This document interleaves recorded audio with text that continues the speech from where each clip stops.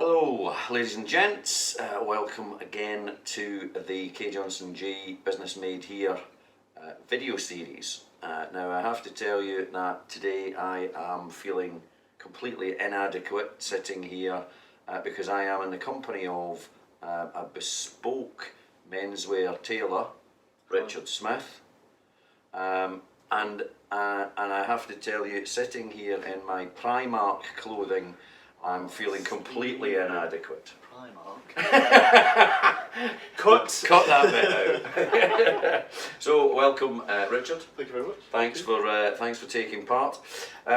So do you want to start, Richard, just with a brief history of the business, yourself and the business? Yeah. So basically, 2009 started the business. Got very lucky, right place, right time. So I worked at Armani for 8 years whilst going through college and university, and then myself and one of my friends who works there, my boss, we kept saying that really this gentleman should be doing a business like this, because the amount of customers turning away. The Mancunian physique is not particularly that of an Italian designer. Let's say no offence. No. As an adopted Mancunian, this is correct. So he basically just turned it around on myself and my friend Matthew, and literally no experience of business whatsoever, and put it together, pitched it to him, and the rest is history from there, really. Yeah, and was the startup stage of it is always interesting. Business people tell me, because you've got an exhilaration element which drives you on, and you if you actually fully knew what you were getting into, you might actually not do it in a way. But on the other hand, it's stressful and traumatic, and it's a big step. Well, yeah. Where were you in that sort of? Well, I mean, as well, we started in the recession. Really, of course, and once again, coming from a brand like Armani, so your clientele who are your friends. Yeah. But the biggest thing is then, do they follow you? Yes. So that was the thing. That's when we started. Granted, we did. So our regular clients came, but even then, you've got the right thing. You've got the products, because we went with our premium products. So it's not as if we were sourcing in the Far East or making a cheaper product. It was our product is very exclusive. But obviously you need the foot flow. So, Monday, Tuesday, Wednesday, the diary's looking pretty.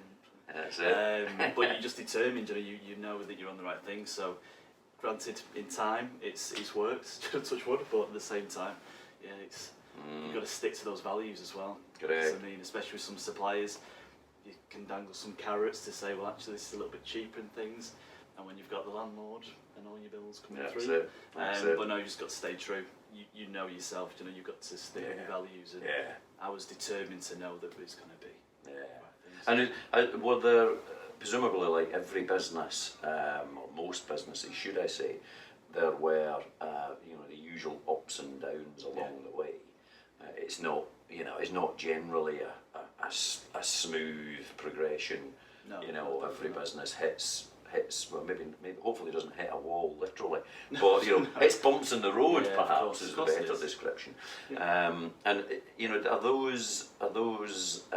have those been situations? Have there been any situations where you've thought, actually, I'm not sure about this anymore?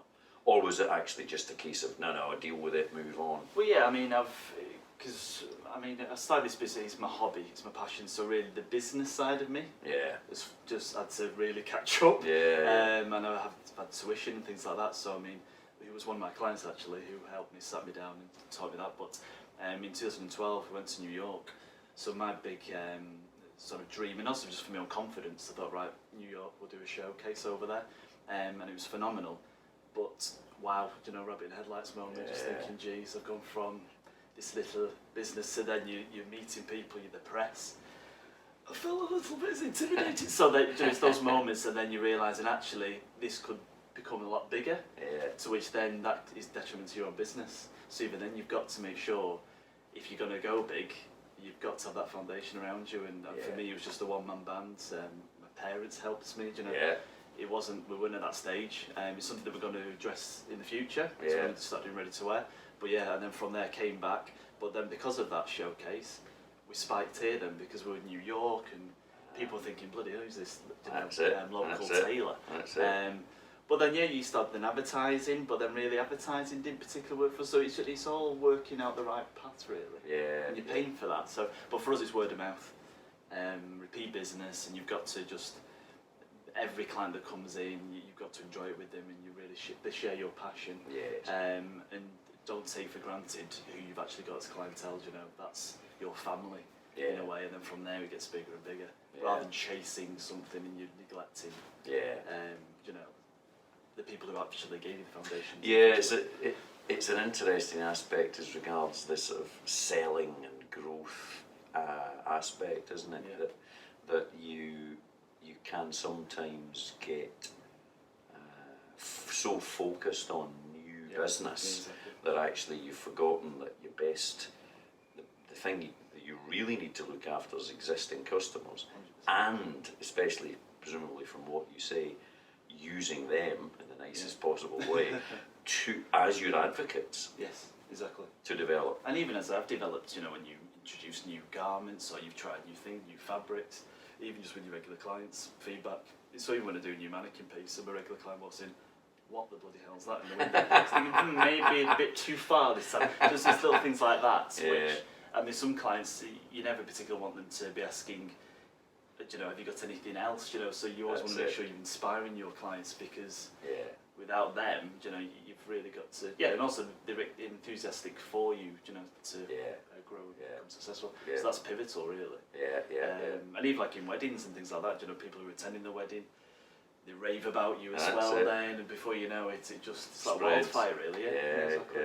And it's funny because when you go to, say, wedding fairs or exhibitions, we've noticed, myself personally in this industry, it's very hard to do that. So for us, it's word of mouth, and within the industry we've got a good reputation now, but that's because of clients giving feedback rather than me pitching leaflets out. And because I talk a lot, so that's probably why I put people off exhibitions anyway. That's good. That's good. It's good for a video. Yes. We're 5 hours in now. That's excellent. So looking at the opportunities for the business then, which you've touched on already, what do you see those as being, Richard? Right. Well, it's a big change this year. Right. So towards the end of the year, we're moving from the city centre, moving to Hale. So with that, because we've 10 years in now, especially wedding season, I'm at my capacity. So we're fully booked in the diary. And once again, regular clients, fitting them in your diary, you know, I never want to put them off. So it's been year on year now, as we're approaching, it's getting harder to fill that. So I'm 33. So to think how we're going to keep expanding. We had a member of staff, a salesperson that worked for us here. He was lovely, really good guy, but it made me realise that on this point of view, the made-to-measure bespoke side of things, it's so personal and individual that I have to do, well, I want to do it myself. That's it. So if you come in for a Richard Smith garment to be made, you need to see Richard Smith. So with that, I thought the only way to expand is to do ready-to-wear on top of the made-to-measure. And the shop, as you can see, it's small. We're at full width here. Even on the video. This is the width. Yes. So it's not that we are broad. Exactly. Big chair, twin chairs. But so in Hale, we found a lovely little shop there. 2 floors. Excellent. So in terms of expanding the business, that's the growth right there. And is it partly where the market is as well? As cliched as it is. That's South Manchester.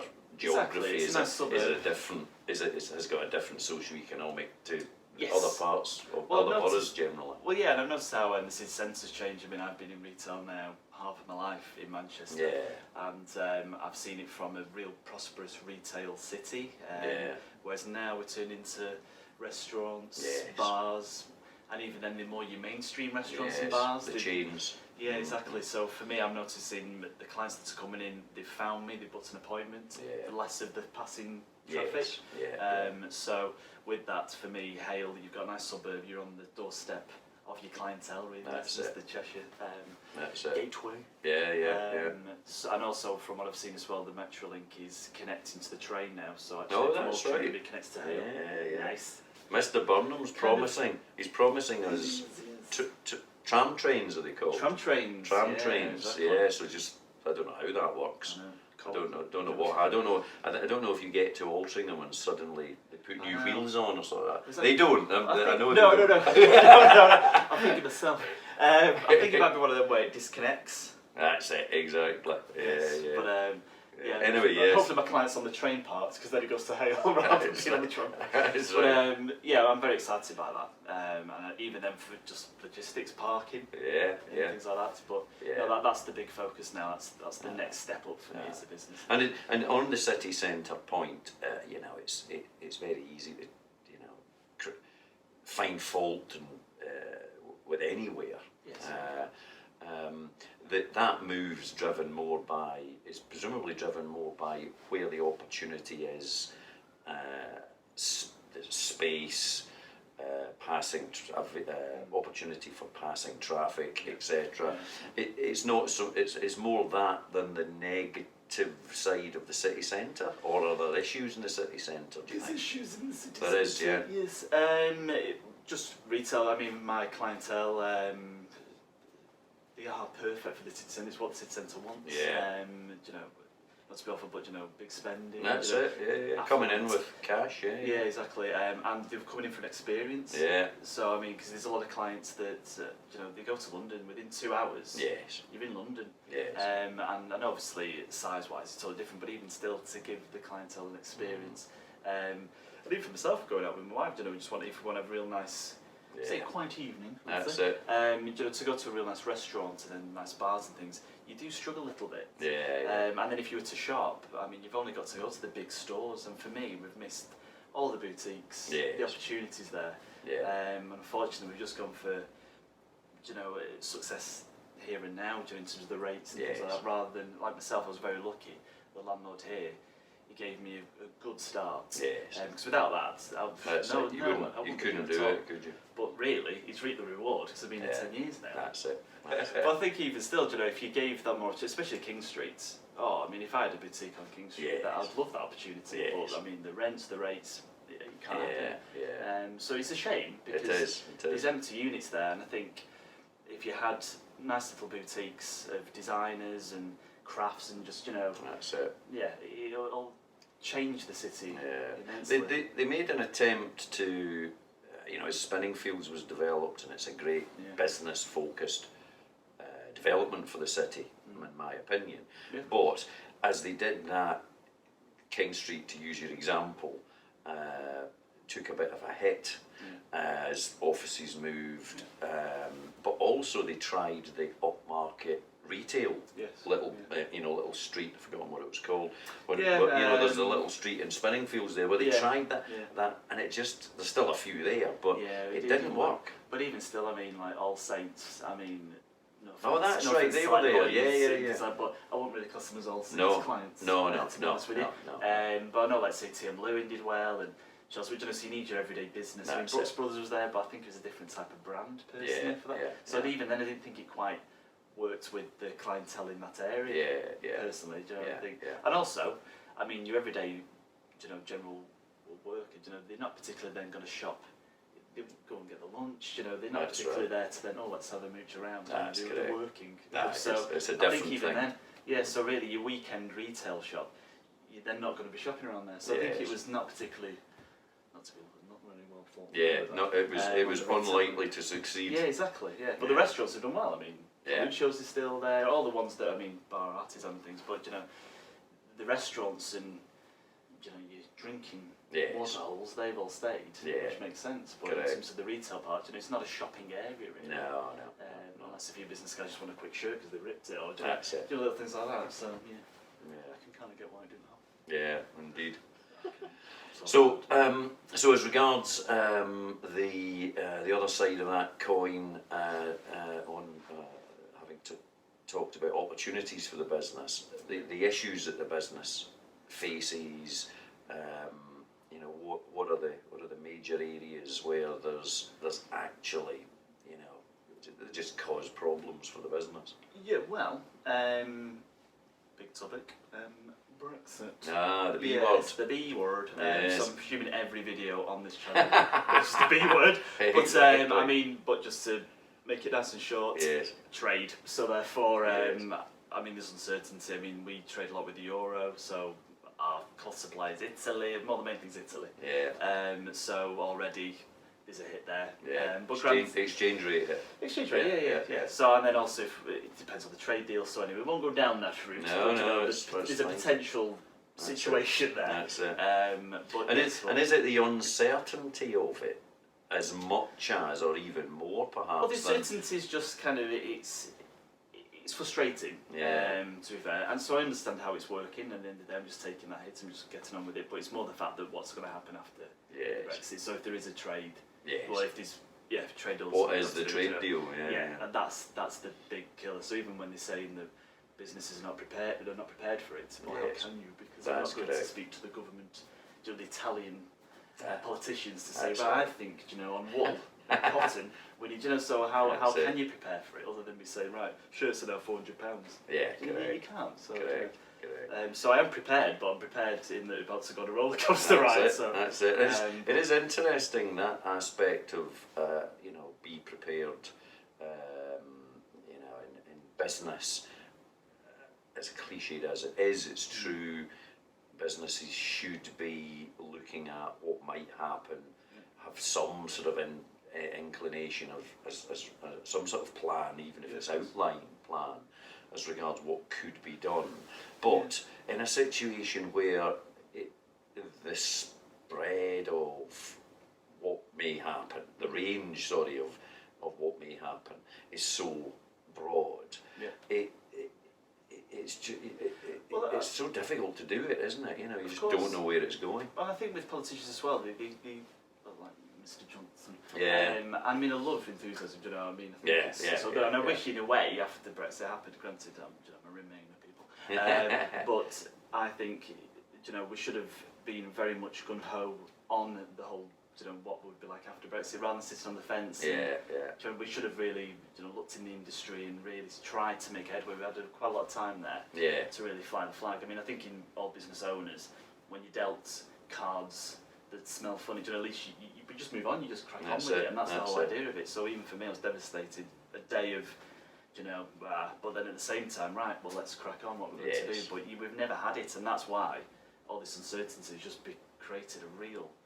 3 years worth, isn't it? Of exactly. Nobody's really further forward. None of the thinking's further forward from a business planning point of view. The politics. And I think as well, business to business throughout Europe, we're all thinking the same thing anyway. So it's more the fact that, if we actually had that more of a connection with European businesses on that point of view, and there would have been a bit more of a voice on that, it would have given European politicians more pressure to have actually then pile pressure on that side of things, because really we didn't hear much from it. I know it's obviously the media, but even on the British politics point of view, I think there would have been more of a voice there, rather than it just being held up.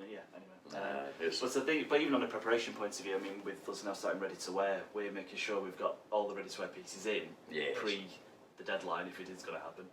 So at least then even things like with shirts and things, we've got things ready to start. So I mean, we have prepared for it. Absolutely. As best can be done. Exactly, but that's the point. It's only as best can be done.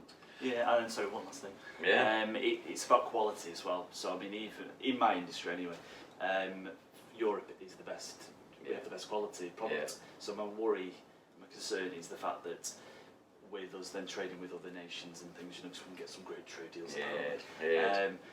That doesn't involve me, because I mean that means I don't want to have a trade deal with China, because I don't. That's it. It's not you. Exactly. So I think that's the biggest thing that I want from our country, is the fact that we don't lose our morals on things like that. Start trading with nations which really downgrades.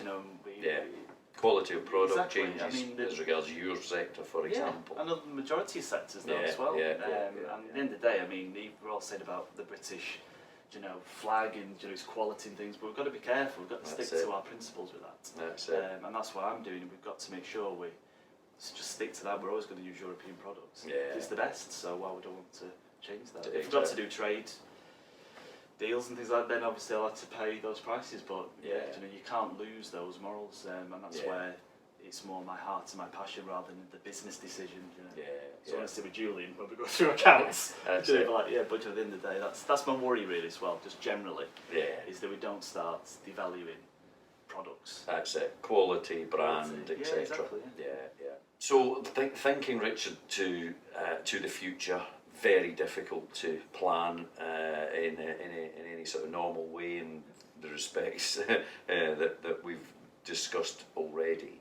But you know, where would you like the business to be in a sort of choose your time scale, but a 5-year-ish time scale perhaps, but it can be longer. Where would you like it to be? Well, I mean, as we just talked about, so Hale at the end of this year. Big move. So with that, So I'll say then with that we've had succession of, so in 5 years' time, a succession of seasons with regards to ready to wear, and that really taking some momentum. Because really with that I've always been classed as a tailor, so really I want to then be more of a designer. So Richard Smith's the design. So I mean that's the big focus, and with the made to measure bespoke element of things, that's will go on its own accord. But at the same time, if we do see success with the ready to wear side of things, there's nothing saying why then we can't look into boutiques elsewhere. Even there's a possibility we could look in the bigger stores. You could have looked at course, we've got to see obviously, but I mean that's my focus is with the ready to wear element is something that we can really expand. So the change in the areas that the business is operating in gives you that ability to develop over that sort of time, develop and grow over that time frame. Yes, because as well with the on the ready to wear. So on the ready to wear, even it's what's great about it is when you have more success and more growth, more doors open. Really. So I mean, even when we go to trade fairs, there's some amazing mills that you find, just little mills. But with those minimum orders and things, so if the ready to wear is becoming successful and there's more demand for it, we can have some amazing fabrics, but technical weaves and things. So even that's an exciting future because it's surprising that it just takes momentum. Absolutely. So that's something I'm very much looking forward to.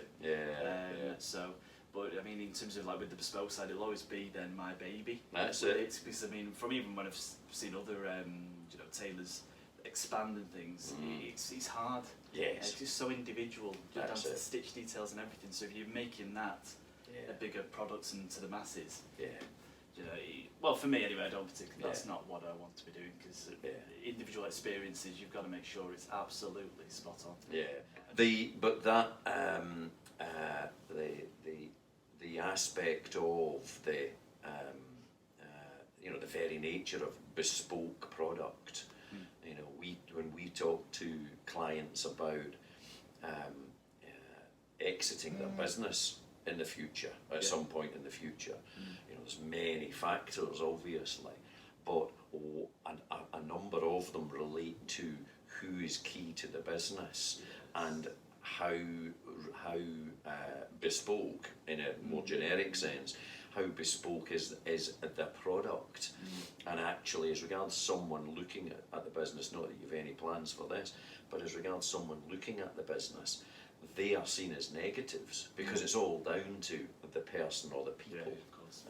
So the development that you're talking about allows you to continue with that passion and part of the business that's is what it is and is very good, but allows a development that otherwise realistically presumably couldn't happen. No, exactly. And that's the big thing that was, over the last few years really scratched my head over because you're always looking at the future and just thinking, right, I'm maxing my diary here. That's it. And obviously for the sake of my own marriage, I can't do 7 days a week. She might agree to that. No, exactly. But at the same time, how are you going to grow? I'm 33, so and that's why it's perfect for the fact that they're ready to wear. All going well, touch wood. That can grow and photo shoots and really get out there like a brand. So that's the thing. So that's what I'm very excited for. Very good. With that, the expansion of that. If there was one thing that you could magically change, and it can be within reason. We don't want mass murder or a assassination attempts or anything. Although maybe that would make for a good video. Well, but within reason. But within reason. And you're certainly not allowed to say change accountants, obviously. But if there was one thing that you could change and you know, to allow you to develop the business, however that's defined, you know, what would it be? What would the magic wand be waved at? Right, well, it's a bit of a different one, because I think it's more the mindset, to be honest with you. Mr. Ashley, Mike Ashley. Yeah, and the news again in recent days. Yes. Is he ever out of the news, I mean, say? Exactly. Well, I mean, if people don't know how to wear this, but my neighbour, we are now facing House of Fraser. Kendall's. That's it.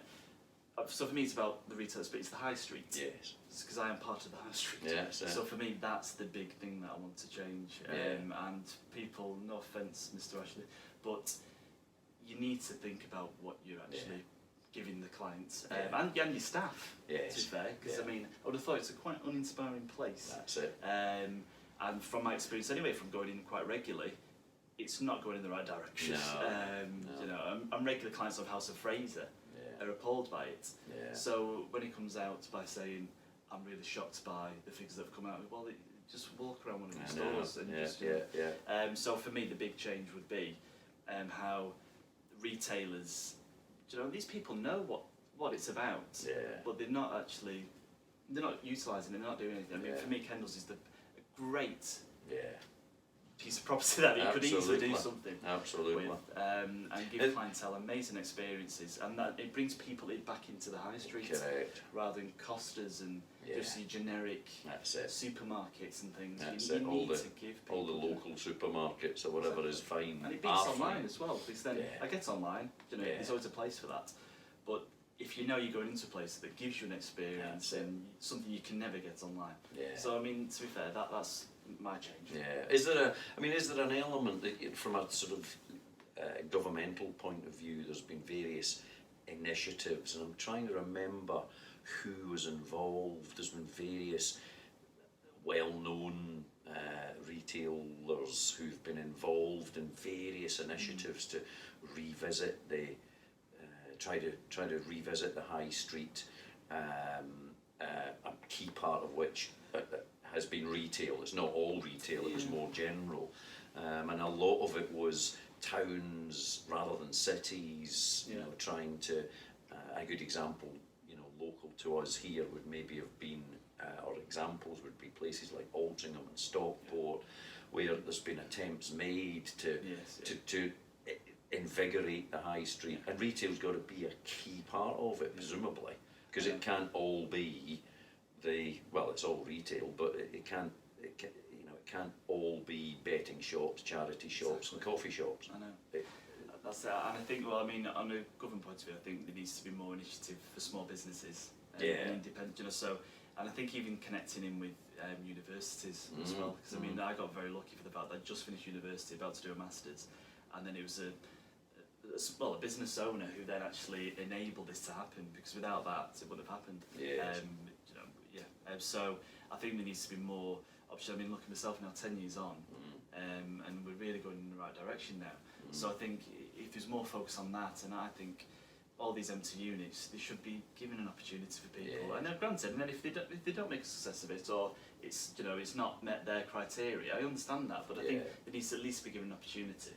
Because all these units, I mean, I'm not sure about Stockport, etc., but even then, if you had more independence, and they're part of the community. So actually, funny enough, the gentleman who I started this with, Matthew, he's got a tattoo parlour in Stockport. So he's part of that community. He's doing very well from it. Bit of a change from tailor to tattoo. But more permanent. Yes, indeed. I like it. But I just think even within that, he's doing very well there. So I just think you need your characters and that community spirit that needs to come back. The community aspect's fascinating, isn't it? Because you know, there's always been big chains. There always will be big chains, because the business models can operate in a way that mean costs are kept low because of bulk buying, etc., etc. Always a market, you know, in some shape or form. But that community aspect is a fascinating angle, because you, in every aspect, whether it's business, whether it's personal, we're in communities, and actually we don't realise some of the time we're in communities because they're called something else. So a business network is actually a community. Yeah, of course it is. But it's we don't call it that perhaps. No. But it's that. But it's trying to use that community aspect, I think, is your point, in retail, that allows people to give things a go more easily. And provide support and so on to it. And that's the thing, we've lost the voice. Yeah. I mean, even the years that I've been here, I used to have a great relationship, well, I still do, but good relationships. Yes, but staff shift around so much now, and it's just, I mean, when I moved to Hale, I mean, you've got your local butchers there, you've got your barbers, you've got everything you kind of need, really, as a small little town. And within that, my first thing is, I'm going to walk in every single store, whether they like it or not. That's but right, and you have a community. And there's nothing better when a clientele comes here, I pass them on to them, the shoemaker, Loke on King Street or Jeffrey West, the Barton. That's it. It makes sense. And unfortunately we've lost that way, but I think it starts from the top. So going back to Mr. Ashley, it just needs a bit more passion and just to put yourself in clientele shoes and the consumer shoes, rather than looking at not seeing the bigger picture, because that is the bigger picture, but I just think it doesn't take much to make those few changes. And there's a danger of almost a race to the bottom. Is the that sort of approach of it's all about just make it, it's cheap, it's volume, and we always need a bit of that, I'm sure. But well, I mean, Primark, that's a success. Exactly. As a business, I mean, Birmingham, they've got a massive, stunning store now, it's flagship. So that's perfect, it's brilliant. For that market. Exactly, for that market. But at the same time, like with House of Fraser, it's lost. It's got Sports Direct style rails now. But really, the clientele that are going in there, they want more than that. They want an experience. They want to find pieces that's not generally out there and things. And unfortunately, it's gone in the wrong direction. Well, it's like a merge of Debenhams and, because he owns the malls and things in all of them. It's just a big merger of Ashley. That's it. Be interesting to see what happens, because, just the other day they announced that the financials weren't what they expected. It'd be interesting to see if anything actually changes, because, ultimately money talks. Of course it does. And it might be that it's a bit of a wake-up call even in that world, but there's nothing to indicate it will be from experience, of course. I was going to say, from experience, I think it's just going to be closures. Yeah, exactly. On the non-business side of things, you're into your music. Oh, yes. We were talking off-camera earlier of both being completely coincidentally, both being a punk. Would you say punk? It's punk band, isn't it? They call themselves punk because they say. They don't. They call punk the working class movement. But everyone calls them punk. Right. That's Idols, that's what they come out with. But for the uninitiated, it's sort of punk music type vibe. Of course it is, yeah. Which, if you want to look it up on Spotify, you'll find that the Idols music doesn't really follow naturally from this sort of. These sort of people sitting around here in this environment having a chat, but it's fantastic. You should listen. So you're into your music. Yes, I am very much so. Yes. I mean, I'd say it starts really from the 60s. Right. Because I'm very creative. I just think as a movement, because I think you've probably got my vibe. I'm very opinionated. I've got my own, interesting things. So for me, the 60s, the movements of that creatively, musically. I mean, my favourite song really I'll say is like Strawberry Fields. Oh, Beatles, really? Sgt. Pepper. The whole what that created made just sartorially as well. Unbelievable. And to think, I mean, that's one thing I was hoping for with all the Brexit and all the uncertainty. We'd have a revolution creatively, but we're just not having it. I mean, Idols give a little chink of it, don't they? I'd just love to see, a bit more of a change. Drive, it'll be interesting to see whether something does happen. It's because there's been those, the likes of the the development of the Beatles, you know, overanalyze as it's probably been, but the changes that they were part of around, you know, the Sgt. Pepper's type period, for example, it was proper change. The punk movement when that happened, it was proper. And it's a real statement. And I mean, unfortunately, even thinking about retail, safe. Yes. You know, trying to go to the mass, but then really even the mass is not particularly inspired by it either, because they don't want to feel as though, you know, am I really that person that they're selling to? So I think as soon as you put statement things, I mean, that's the funny thing, you know, if I put my statement pieces out there, it attracts people in, because it's like, what's this about? That needs to happen a lot more. As I was saying, the movement punk, you know, it inspires people because it gets them interested in thinking, well, what's this about? This is, you know, absolutely. And you might be speaking their mind, even though they might not particularly be as extrovert as that. But at the same time, thinking, there's been a bit of discussion recently about, you know, the sort of music in Manchester. You know, Manchester rightly sees itself as a city with a proper music heritage. Whether that's classical music with the Halley, whether it's more popular music with you know, the perhaps overplayed factory records and so on. But whatever it is, you know, it's all good stuff. But do you think there's a danger of us in Manchester being harking back to the past too much? Therefore, there isn't the next sort of revolution type thing. I think we need to have it. Well, unfortunately though, now the way social media is and how things change so quickly, I think we do need to make people aware of it, especially the younger generation. I mean, it's bonkers where I heard I think Kanye West collaborated with Sir Paul McCartney. And people on Twitter going, "Oh, I love the fact that Kanye's collaborating with these undiscovered artists."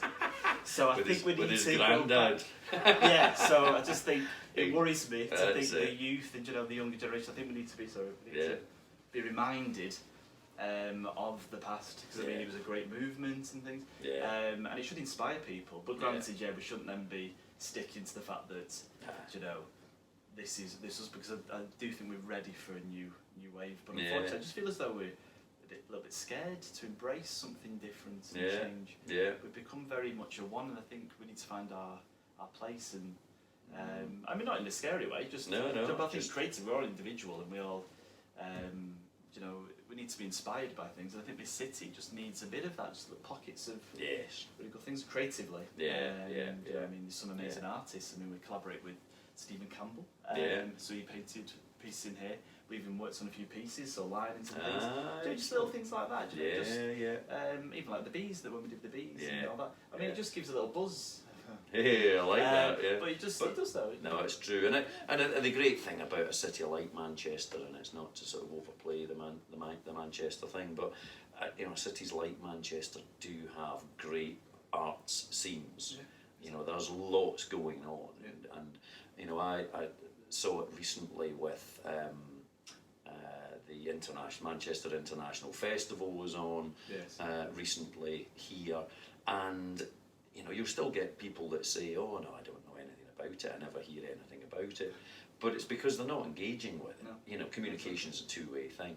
So, but it's, you know, there's lots going on, and it's about, you know, maybe to finishes off here. It's the connection perhaps with business as well that you've done a bit of, as you've just described. There could be a bit more. The more of that happens, the better. Yeah, exactly. I mean, actually, on that point, we went to in Spinningfields actually. So with Stephen Campbell, we collaborated together. We went to the foyer, big reception on Harpen Square. And we because Stephen Campbell, he creates, it's like a fisheye effect. That's right. Say that. So, he'll not watch it. It's fine. So we actually created a severe, like a globe effect. So even then, just the workers who are coming in to interact into that. So I've seen my work as well with him. But you know, it doesn't take much to organise something like that. I just think, and creative just expands people's minds a bit more. It just takes you out of, you know. Think of things a bit differently. Exactly. Yeah, because in Manchester, we supposedly do things differently. Exactly. So thank you very much, Richard. Absolutely excellent. Thanks for spending the time with us. Thank you very much. Thanks for listening.